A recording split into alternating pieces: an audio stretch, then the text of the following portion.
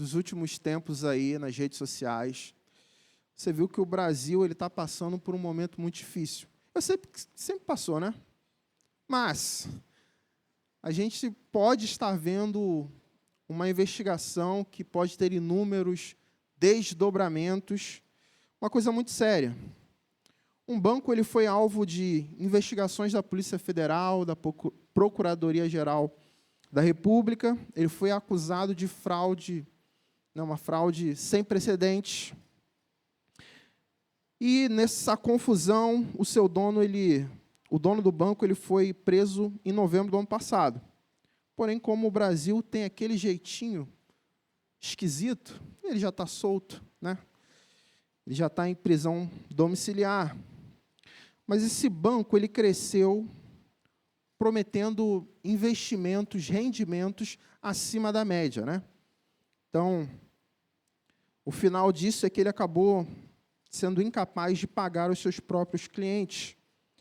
E aí, o Banco Central interveio e liquidou o banco. Ou seja, o banco foi fechado porque não tinha capital suficiente para pagar os seus investidores. Então, o prejuízo é enorme, catastrófico. Cerca de 1,6 milhão de pessoas, de investidores, foram afetados por essa crise. Pessoas comuns, empresas, instituições.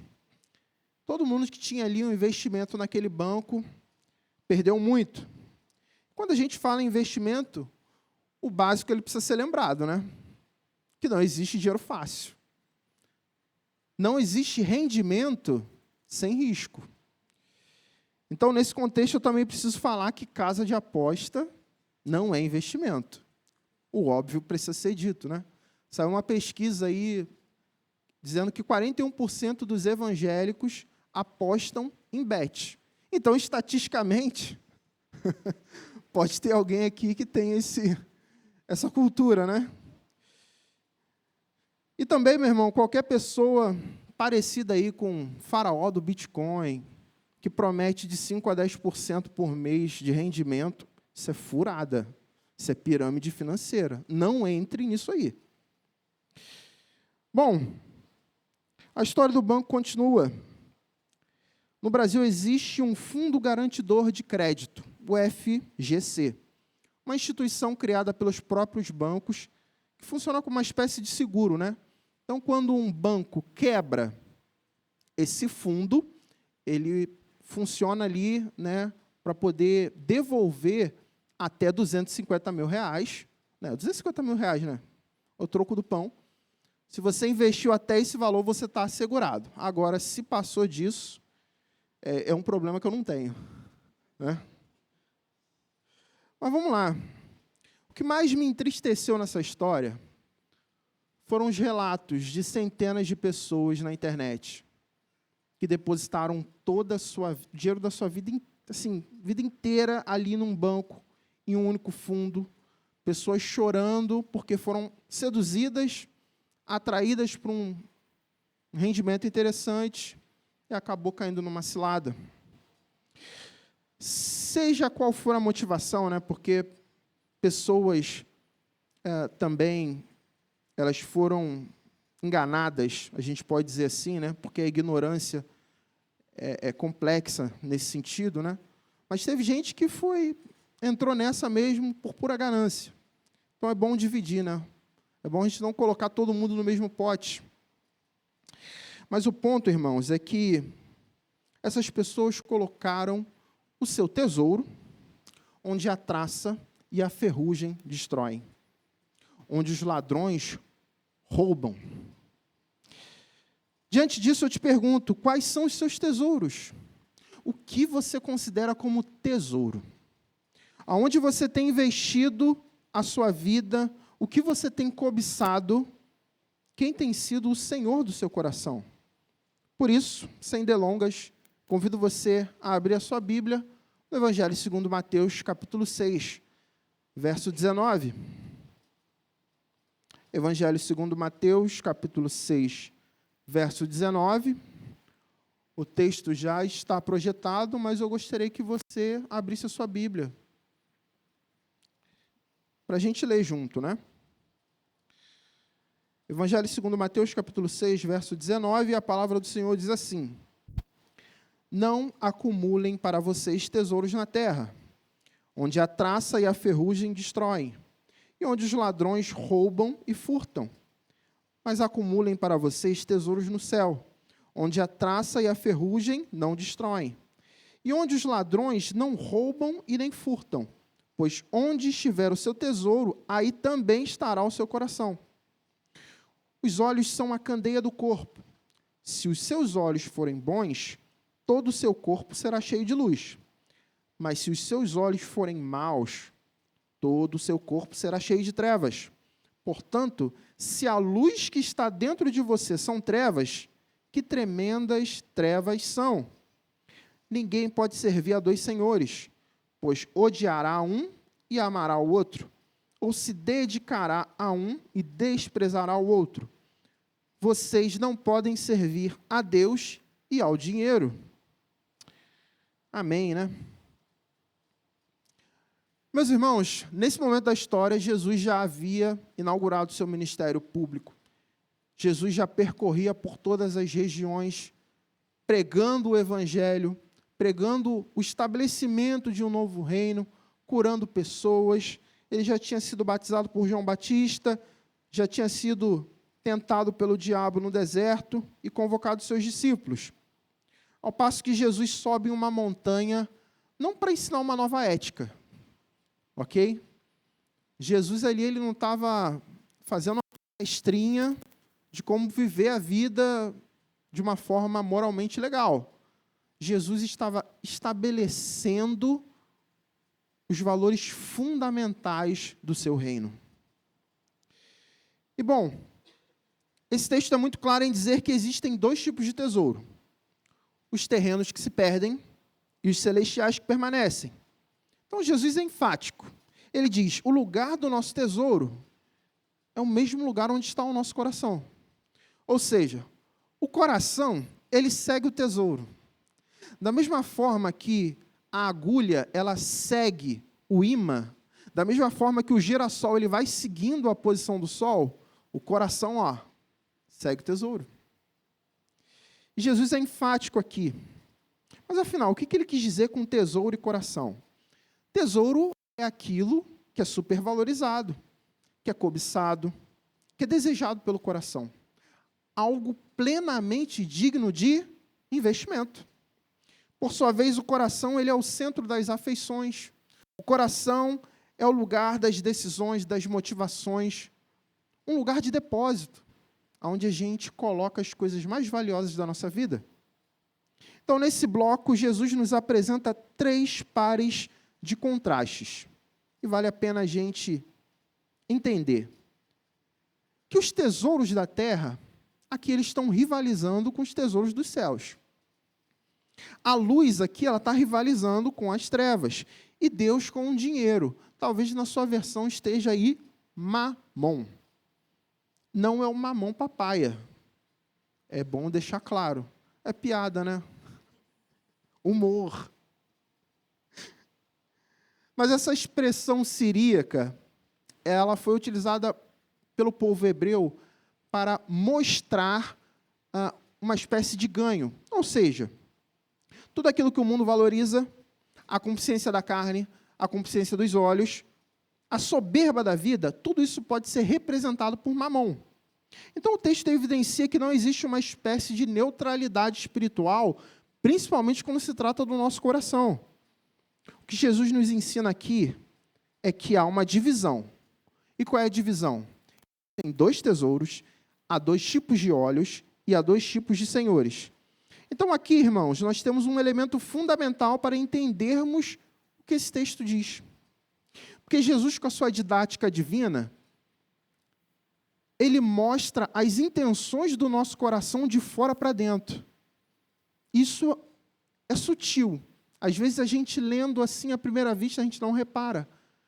Mas Jesus, ele mostra o que nós temos valorizado, o que nós temos visto, para depois falar quem é o Senhor do nosso coração.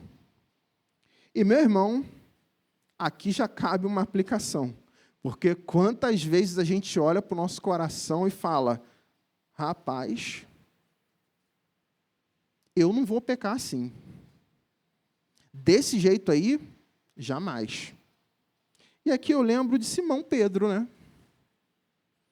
Quando Jesus diz na última ceia que alguém ia trair, ele já olhou para o coração e disse, Jesus está maluco. Eu jamais vou negar o Senhor. Não tem condição. Agora eu sou Pedro. Talvez antigamente, quando eu era Simão, pescador, meus irmãos, isso acontece porque o nosso coração nos engana. Seja você crente ou não, uma hora o seu coração vai te pegar. Uma hora você vai se surpreender com os seus pecados.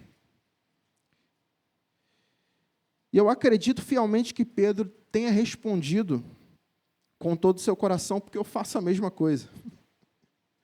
Muitas vezes a gente faz esse mesmo movimento. Talvez Pedro estivesse pensando aqui, olha, quando eu era pescador, eu estava lá, tirando o meu ganha-pão, né, pagando o meu tributo a Roma, eu era incrédulo, e aí naquele momento eu não era um cara legal. Ou seja, é uma avaliação muito pessoal. Você olha para dentro e fala, não, alguma coisa mudou aqui. Da mesma forma que a gente faz, alguma coisa mudou aqui. Mas às vezes as nossas atitudes revelam uma coisa completamente diferente. Muitas vezes nos falta uma conexão real com aquilo que é a vontade de Deus e a nossa prática. Eu não sei se você já percebeu isso. Às vezes essa conexão falha. O coração nos engana. E às vezes a gente repete assim, eu sou evangélico agora. E eu não peco assim. Agora eu virei presbiteriano.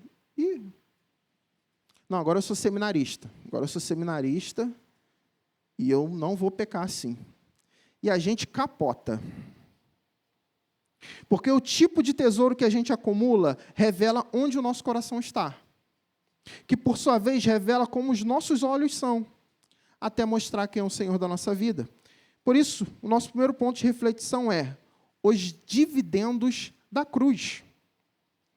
Tem um pastor que eu gosto muito, pastor David Nicholas, um pastor americano. Ele escreveu um livro chamado O que Fizeram do Evangelho. Nesse livro ele conta uma história de um jovem de 27 anos. Um cara do bem, uma pessoa honesta. Ele honrava seus pais, amava sua esposa, não tinha uma vida sexual imoral. Um cara que fez faculdade, um cara que tinha um emprego, que pagava seus impostos. Ou seja, um cidadão ideal. E aqui, na lógica do mundo, rapaz, esse cara não precisa de Jesus, porque ele está bom já. Mas segundo o reino de Mamon, esse tipo de pessoa já é boa o suficiente. E vale ressaltar, nessa ótica, a igreja é reduzida a uma espécie de programa de assistência aos vulneráveis. Por quê? Porque os únicos que precisam de Jesus nessa visão são aqueles que possuem alguma vulnerabilidade, seja social, sanitária, econômica, familiar, emocional. Então a lógica é essa. Se você não está na categoria dos mais vulneráveis, você não precisa de Jesus. Esse é o evangelho segundo Mamon. É um evangelho que faz você olhar para a média da sociedade e se sentir bom. Porque, você sabe que você não é perfeito. Mas aí você olha para a sociedade e fala, também não estou no fim da fila. Sempre tem alguém pior que a gente, né? Então, no reino de Mamon, você não precisa se arrepender. Talvez melhorar em algumas coisas, né? E também tem um ditado esquisito, porque se melhorar, estraga.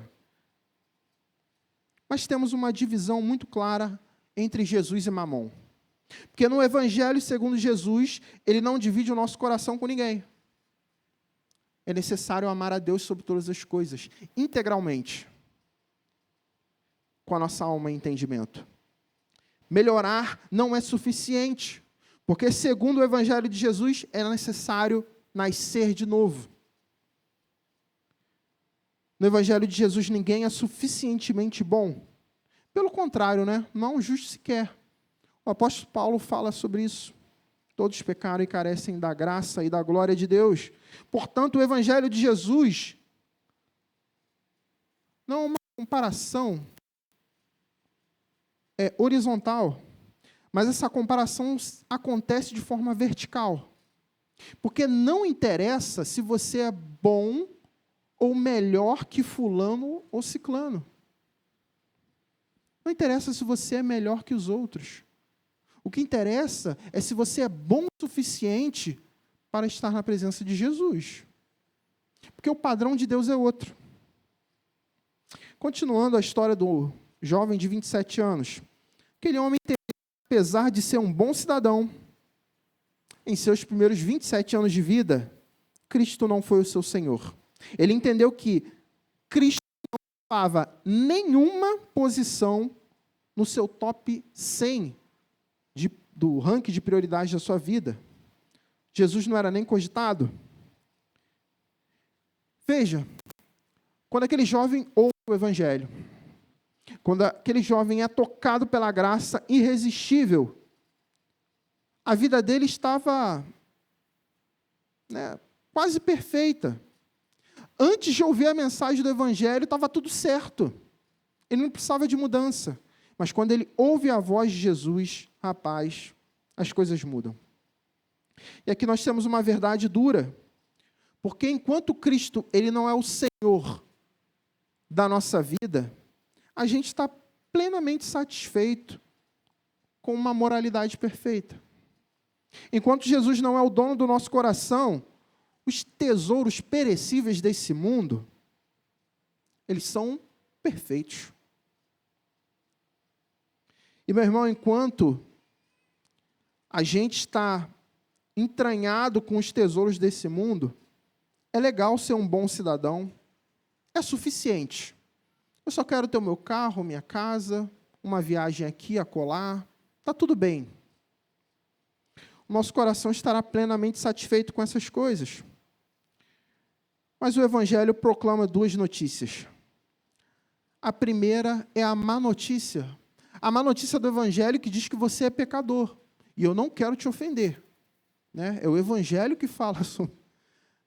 É o Evangelho que diz que a sua identidade é essa, de pecador.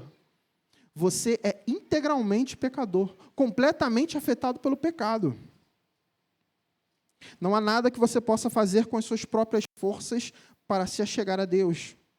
Não há tesouro nesse mundo que possa comprar uma nova identidade.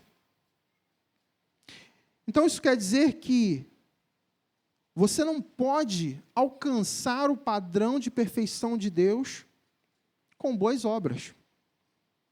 Mesmo sendo um cidadão perfeito, doando para a caridade, militando politicamente por justiça social. Nada disso te leva a Deus. E aqui cabe um parênteses, porque é justamente ao contrário. Aquilo que move o nosso coração é porque anteriormente a graça agiu no nosso entendimento. Então, nós praticamos boas obras em resposta àquilo que o Evangelho fez em nós. Então, a justiça social, o acolhimento dos vulneráveis, a responsabilidade com o meio ambiente, não é de propriedade de uma ideologia política. Meu amigo, se você é crente, se a graça de Deus tocou o seu coração, e se você não se move, se você não tem compaixão com os vulneráveis, o seu coração está doente. Porque existe um movimento estranho no meio dos evangélicos que deixa de acolher o pobre, que se cala diante do racismo, que tapa os olhos quando uma mulher é violentada, que não está nem aí ao acesso, à falta de acesso à educação e à saúde dos mais pobres. Essa corrente não se interessa a se envolver com os problemas do mundo por medo de ser confundido com militantes políticos. E aqui, meu irmão, eu quero dizer que o evangelho não é politizável. O evangelho de Jesus não cabe em um espectro político. O evangelho não é propriedade da esquerda ou da direita. O evangelho não pode ser reduzido às nossas preferências políticas. E como nós aprendemos com o nosso pastor Jackson, o evangelho é uma pessoa. E essa é a boa notícia. Existe uma pessoa que quer ser o dono do seu coração. Por isso, irmãos, não sejamos ingênuos. O pecado atua. O pecado atua como uma força real em oposição às verdades do evangelho. Então, essa força trabalha para desqualificar, ofuscar e suprimir a mensagem de salvação. E essa é a boa notícia. A boa notícia é que o Deus Filho abriu mão de sua glória, que se tornou homem, que cumpriu as exigências culturais, educacionais, que pagou a nossa dívida espiritual com um único sacrifício, que nos deu uma nova identidade. Então, é através do sacrifício de Jesus que nós nos tornamos santos e irrepreensíveis em sua presença. Foi Ele que nos livrou das consequências do pecado, para viver uma eternidade com Ele. Essa é a mensagem do Evangelho. Bom, mas e o jovem de 27 anos? Vamos voltar. Essa história é o próprio testemunho de conversão do pastor David Nicholas. Então, fica aqui a recomendação do livro, que é interessante. E talvez, meu irmão, você esteja nessa situação, onde há poucos minutos atrás, o Evangelho não era uma opção para você. Há poucos minutos atrás, Jesus não era uma opção para a sua vida. Então, para você que entendeu a má notícia do Evangelho, a boa está disponível aqui agora. A boa notícia do Evangelho está disponível para que você tenha uma nova vida em Cristo. Quando? Agora. Bom, respira aí que eu preciso de água.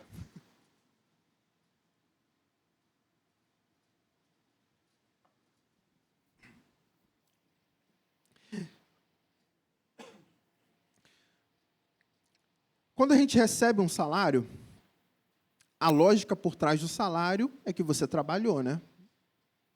Amém, Emerson? Emerson está por aí. Você trabalha para você receber um salário. Então, não tem essa de pagamento adiantado. Trabalha e recebe. Essa é a lógica. O pagamento ele vem como uma recompensa pelo esforço realizado. Essa é a lógica do salário. Já o investidor, ele recebe dividendos porque ele não trabalhou no banco. Ele emprestou o seu capital ao banco, e aí rendeu juros. Ele confiou ao banco o seu dinheiro para receber de volta um valor reajustado. Portanto, os dividendos são uma espécie de aluguel que o banco paga para usar o seu capital. E aí ele usa para várias coisas, né? Dependendo do fundo que você investe, tem lá... Aí, eu não vou entrar nesse ponto, não. Mas em Cristo acontece algo bem semelhante. A salvação não é um salário que a gente recebe. A salvação, ela não é recebida por obras, por méritos, por esforço. Você não precisa trabalhar 30 dias para receber no 5º dia útil. A salvação é fruto da obra consumada em Cristo. Então, na cruz, Cristo pagou o preço. O mérito é totalmente dele. E nós não trabalhamos para receber a graça de Deus. Ninguém trabalha 30 dias para receber misericórdia. Quando cremos em Cristo, passamos a usufruir dos dividendos da cruz. Ou seja, nós recebemos perdão dos pecados, paz com Deus, nova identidade, vida eterna, a adoção como filhos e uma esperança presente e futura. Portanto, essas bênçãos não são salários recebidos mediante esforço, mas são dividendos recebidos pelo investimento de Cristo na cruz. Então, Ele que fez a obra, Ele que fez o trabalho difícil. E o que cabe a nós, se não recebermos essa tamanha graça? O que cabe a nós a não ser pela fé crer no sacrifício de Cristo. Então, recapitulando, esse foi o nosso primeiro ponto de reflexão, os dividendos da cruz. E o segundo ponto de reflexão é, invista no cuidado. Porque, seja qual for o tipo de tesouro, ele precisa ser bem guardado. E Jesus nos alerta que o coração ele sempre segue o tesouro. Aquilo que você mais ama, que você mais valoriza, facilmente se torna o eixo da sua vida. Então é importante deixar claro que a idolatria do coração, ela não se limita a dinheiro. A gente já vem ouvindo sobre isso há muito tempo. Nossa irmã Tamires falou sobre isso na semana passada. A idolatria ela não se limita ao dinheiro, às esculturas religiosas, a bens materiais. A idolatria é tudo aquilo que governa o seu coração no lugar do Senhor. Então, no contexto do Sermão do Monte, ela pode ser representada por tesouros perecíveis ou pela figura de Mamon. Então, Jesus aqui ele não está condenando a riqueza em si. E esse é um ponto importante. Porque por mais que a sua conta bancária seja cheia, que a sua casa seja valiosa, que seu carro tenha acabado de sair da concessionária, eles não podem se tornar um tesouro para você. E é assim que Jesus nos exorta. Não ajunteis tesouros. Isso significa que nós não devemos considerar as coisas terrenas como as melhores. A gente não deve considerar as coisas terrenas como as mais importantes ou valiosas. Nós não devemos sequer confiar nas coisas terrenas para serem a nossa esperança, para ser o nosso consolo, a nossa segurança. O que Jesus condena aqui é um coração idólatra. Um coração idólatra que acumulou mal, que deposita a sua esperança em coisas perecíveis. Porque o problema nunca foi o dinheiro. O problema é o amor ao dinheiro. O problema nunca foi contas pagas, reserva de emergência. Não. O problema é a esperança que a gente deposita nessas coisas. Então, quando Jesus menciona a traça, a ferrugem e o ladrão, ele quer nos mostrar que as coisas desse mundo são temporárias. E talvez você pense que, Eliseu, eu tenho certeza que foi o Senhor que me deu o meu carro. Orei pra caramba. Eu tenho certeza que foi o próprio Deus que me deu uma casa. Eu tenho certeza que foi o Senhor que me deixou acumular esse patrimônio. E eu acredito. Porque é o Senhor que supre as nossas necessidades. Ele abençoa os seus filhos. Mas o problema é quando esquecemos que as bênçãos materiais, elas são perecíveis. Não é porque o Senhor nos deu que a gente vai levar para a eternidade. Se for material, quando você morrer, acabou, irmão. Então a gente não levará bênçãos materiais para a eternidade. E por isso que fica evidente que o nosso coração, ele ama idolatrar coisas materiais. Quando se trata de idolatria, o nosso coração é muito engenhoso. Por isso é preciso investir no cuidado. Regularmente precisamos cuidar do nosso coração para não idolatrar as bênçãos materiais. E também nós precisamos cuidar do nosso coração com as bênçãos não materiais. Porque a família é uma bênção. Mas quando a família vira o fim principal da sua vida, a idolatria chegou e o propósito saiu. Servir na igreja é uma bênção. Mas quando você substitui a comunhão com Deus pelo serviço, a idolatria aparece e o propósito vai embora. Quando você serve nos times da igreja com a motivação errada, a idolatria aparece e o propósito se perde. Quando a alegria do serviço é substituída por críticas e murmurações, você já sabe o resto. O conhecimento bíblico-teológico é fundamental, é importante, é necessário para a igreja.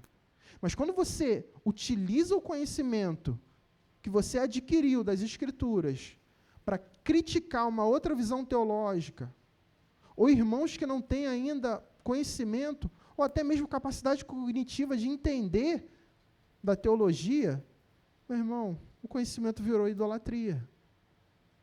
E o propósito vai embora.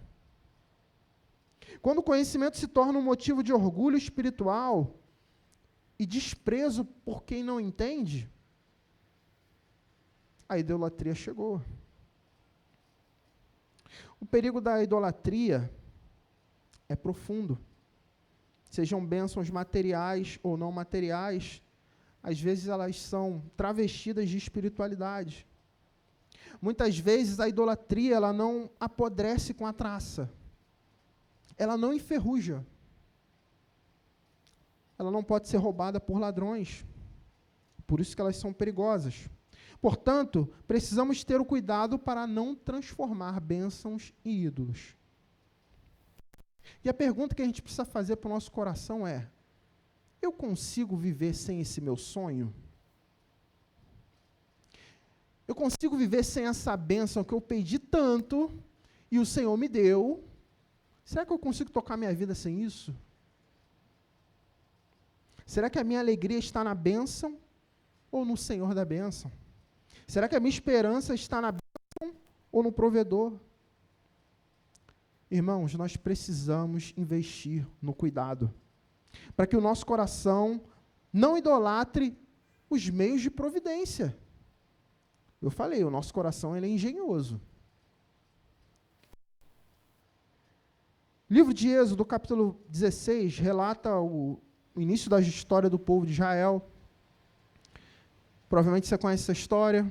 O mar se abriu, o povo passou. 45 dias depois, o povo estava atribulado, né, ele reclamando de tudo, dizendo: ah, Senhor, quem dera se o Senhor tivesse me matado no Egito. Lá eu tinha churrasco e pão de alho à vontade. O Senhor ouve o lamento do povo, abençoa aquela galera de forma milagrosa. O povo começa a ser alimentado com maná pela manhã e um assado de cordoniz à tarde. Essa dieta se manteve durante 40 anos. Só depois da morte de Moisés, já sob a liderança de Josué, que eles começam a se alimentar do fruto da terra, uma cidade chamada Gilgal. E eles começaram a ter que produzir e para comer lá o trigo tostado, o pão sem fermento. Então, obviamente, essa história, ela nos ensina que apesar das bênçãos, apesar dos meios de providência, o Senhor é quem supre todas as nossas necessidades. Então, veja só, não importa muito se ontem o Senhor providenciou maná e cordonizes, e hoje está produzindo aqui, providenciando através do nosso trabalho. A fonte é a mesma. É o Senhor cumprindo a sua palavra. O problema é quando a gente idolatra os meios de providência. O problema é quando a gente tenta limitar a Deus, dizendo: Senhor, você só pode providenciar para a minha vida desse jeito. O problema é quando a gente acha que o Senhor precisa agir da mesma forma para sempre. Ele agiu durante 40 anos de uma forma e resolveu mudar. Essa é a dinâmica do reino. Então você está aqui, hoje é culto de gratidão. Talvez você pense que não tenha muito o que agradecer. Talvez Deus não esteja providenciando as bênçãos do jeitinho que você gosta. Mas, meu irmão, creia, o jeito dele é sempre melhor. O jeito dele é sempre melhor. Não idolatre as circunstâncias perfeitas, não idolatre os desejos do seu coração, os meios de provisão. Creia na soberania do Senhor. Invista no cuidado do seu coração. Muda o foco. Muda o foco, senão a gente adoece. Porque a gente quer sempre do mesmo jeitinho, e se não vier formatadinho do jeito que a gente gosta, a gente se frustra. E a incredulidade aparece. A gente começa a questionar a Deus, a igreja, os meios de graça, a ação do Espírito. Bom, o texto continua, ele afirma que existe um lugar inacessível à traça, à ferrugem e ao ladrão. E esse lugar é no Senhor. Portanto, a pergunta central desse texto é: como nós podemos ajuntar tesouros nos céus? E hoje nós já entendemos que devemos desfrutar dos dividendos da cruz, reconhecendo o senhorio de Cristo, do Verbo que se fez carne e de todas as bênçãos espirituais em Cristo. Segundo, nós entendemos que devemos investir no cuidado do nosso coração, destruindo toda a idolatria com a luz do Evangelho. Por último, esse é o nosso último ponto de reflexão. Invista no tesouro dos céus. Então, ajuntar tesouros nos céus não significa abrir uma conta lá no banco celestial, né, abrir uma poupança. Não é depositar méritos diante de Deus, dizendo o que fez, o que não fez, fazendo umas contas medíocres, sabe? Eu vir à igreja hoje, check. Eu ajudei a colocar a capinha das ofertas, check. Não é isso. Pegando uma carona na mensagem do nosso irmão Daniel pela manhã, uma vez que nós somos reconciliados com o Senhor, através do sacrifício de Cristo, nós devemos dedicar todo o nosso prazer, todo o nosso tempo, toda a nossa alegria, todos os nossos sonhos, aquilo que amamos, aquilo que depositamos no nosso coração, a gente precisa depositar isso em Deus. Portanto, devemos viver para o louvor da sua glória. E de forma prática, nós devemos tornar as prioridades do reino as nossas. É preciso mudar o nosso olhar sobre o que é tesouro. É preciso empreender o nosso coração para nos alegrarmos com aquilo que realmente importa. É sonhar com o avanço do reino em lugares não alcançados.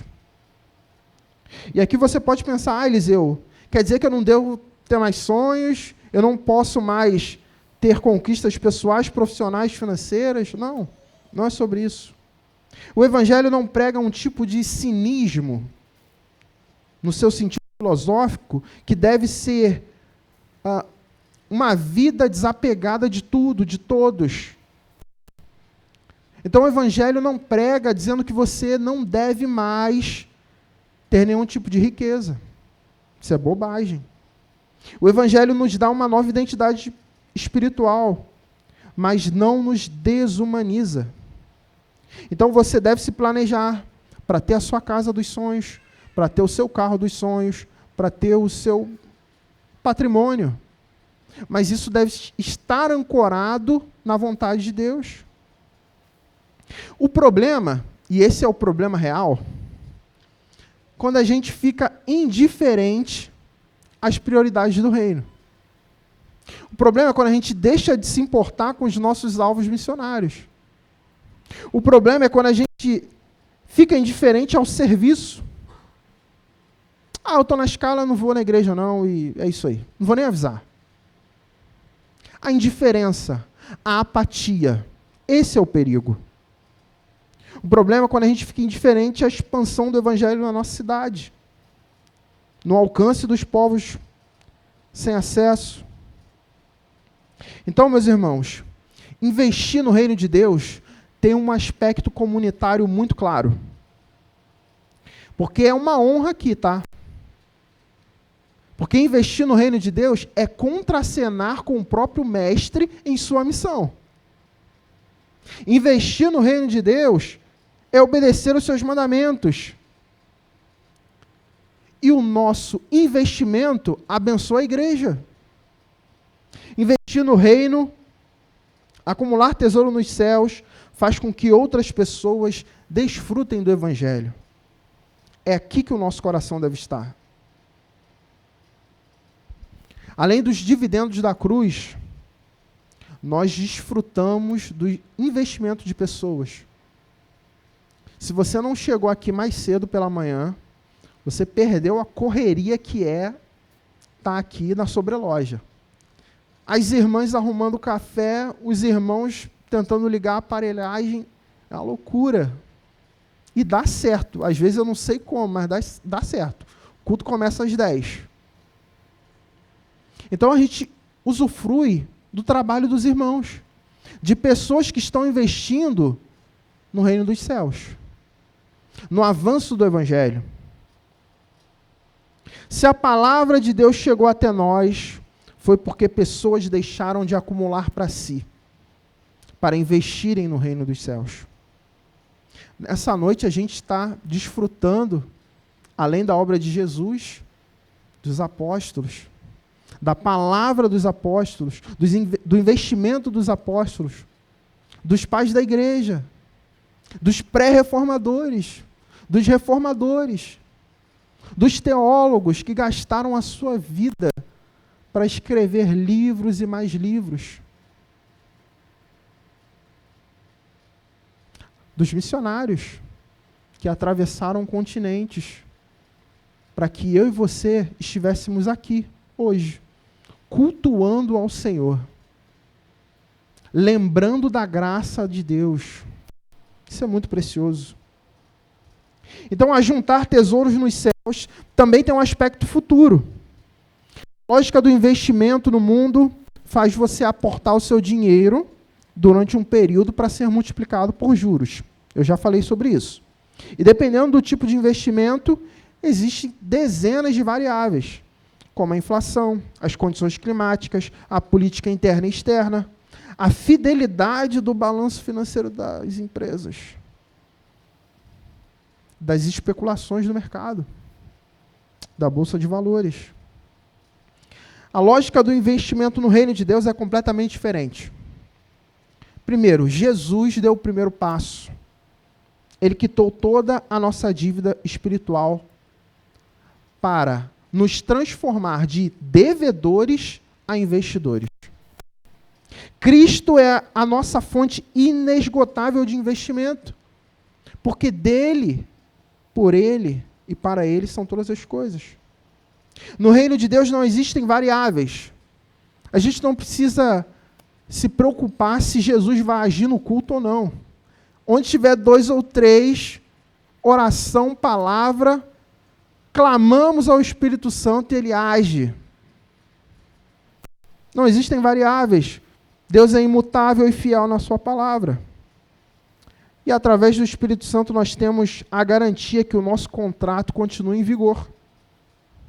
Porque já experimentamos a vida no Espírito aqui e agora. E aguardamos a consumação de todas as coisas. Por fim, irmãos, gostaria que você olhasse para o seu coração.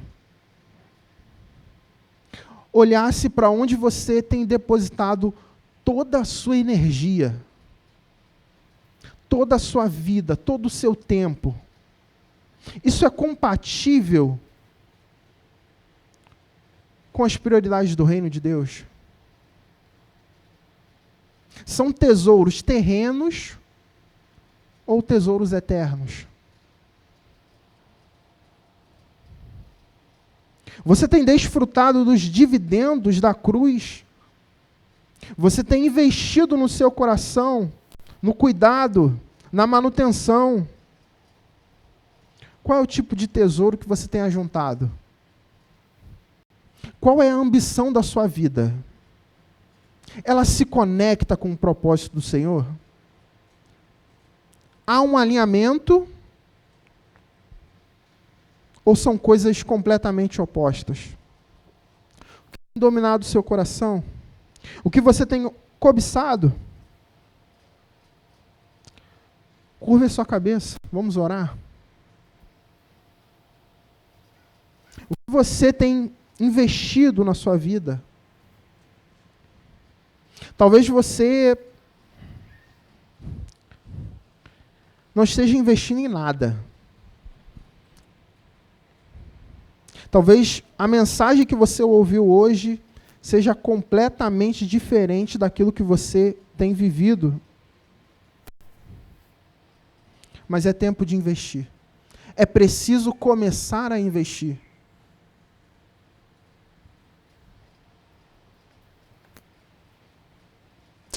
Senhor, nós te glorificamos nessa noite,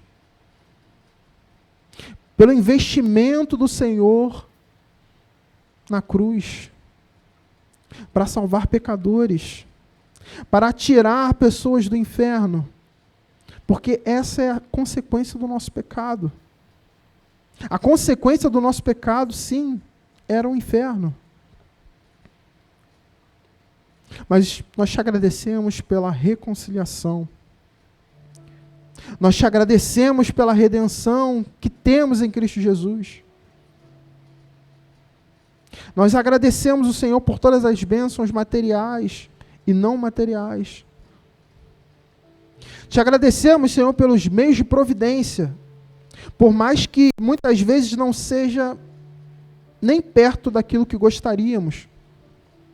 Mas te agradecemos, porque o Senhor decidiu nos abençoar dessa forma.